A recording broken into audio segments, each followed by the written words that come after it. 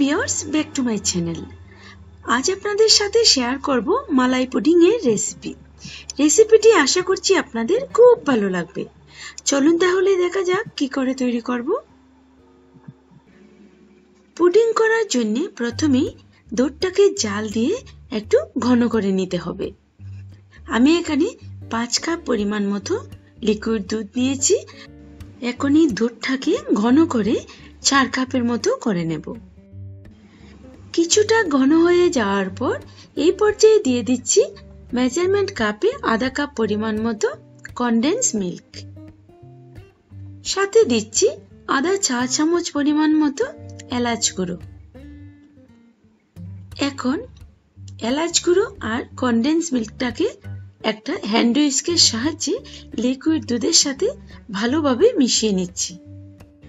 দুধটাকে জাল দিয়ে 4 কাপের মতো করে নিয়েছি। এখন চুলা থেকে নামিয়ে নিচ্ছি। দুধটাকে চুলা থেকে নামিয়ে এখন আর একটা প্যান বসিয়ে এর মাঝে দিয়ে দিচ্ছি আধা কাপ পরিমাণ মতো চিনি। এই চিনিটা দিয়ে ক্যারামেল তৈরি করে নেব। চিনির সাথে দিয়ে দিচ্ছি 1 টেবিল চামচ পরিমাণ মতো জল।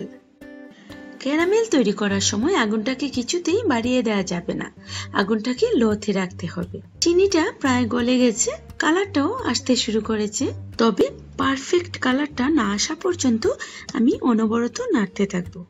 ক্যারামেলে পারফেক্ট কালারটা এসে গেছে এবং ক্যারামেলও রেডি হয়ে গেছে।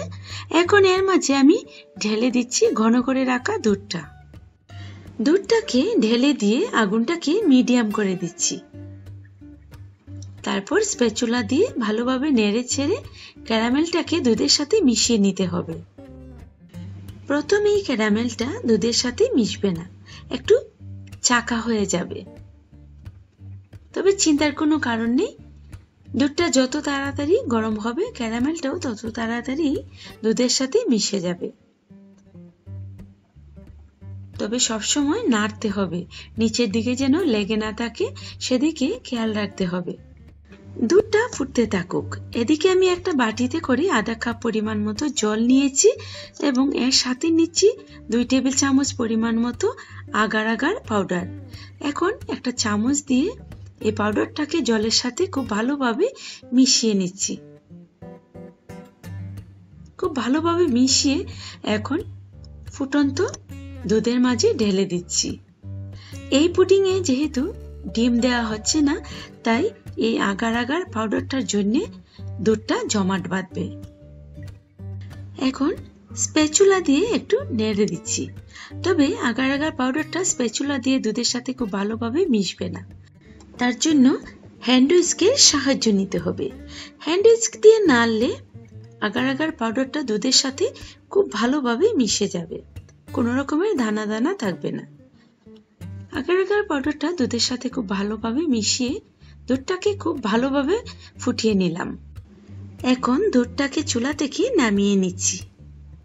দুধটাকে চুলা থেকে নামিয়ে যে পাত্রে পুডিংটা বানাবো সেই পাত্রে ঢেলে দিচ্ছি। পাত্রে ঢেলে দিয়ে কিছুক্ষণ সময় ঠান্ডা করে নিব। এই 5 থেকে 10 মিনিট সময় একটু ঠান্ডা করে নিচ্ছি। 10 মিনিট পর দুধটা যখন একটু ঠান্ডা হয়েছে তখন এর চারপাশে কাজু বাদাম আর কাঠবাদাম কুচি করে একটু সাজিয়ে নিচ্ছি। বাদাম দিয়ে সাজানোর পর 4 ঘন্টার জন্য নরমাল ফ্রিজে রেখে দেব। 4 ঘন্টা পর ফ্রিজ থেকে বের করে নিলাম। এখন একটা ছুরি দিয়ে পুডিংটাকে পাত্র থেকে একটু আলাদা করে নিচ্ছি। তারপর এই পাত্রের উপর একটা প্লেট বসিয়ে পাত্রটাকে উল্টে নিচ্ছি। তারপর আস্তে আস্তে করে পাত্রটাকে তুলে নিচ্ছি। খুব সাবধানে তুলতে হবে, পুডিংটা যেহেতু নরম তাই ভেঙে যাওয়ার সম্ভাবনা আছে। পাত্রটা তুলে নিলাম। এখন পুডিংটাকে সোজা করে নিচ্ছি। এখন আমি এই পুডিংটাকে কেটে নিচ্ছি। বেশ, তৈরি হয়ে গেল সুস্বাদু মালাই পুডিং। ভিউয়ার্স, এই রেসিপিটি আপনারা একবার ট্রাই করতে পারেন। আশা করছি রেসিপিটি আপনাদের খুব ভালো লাগবে।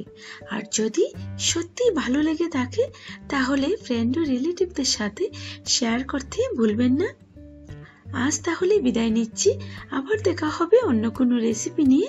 সে পর্যন্ত সবাই খুব ভালো থাকবেন।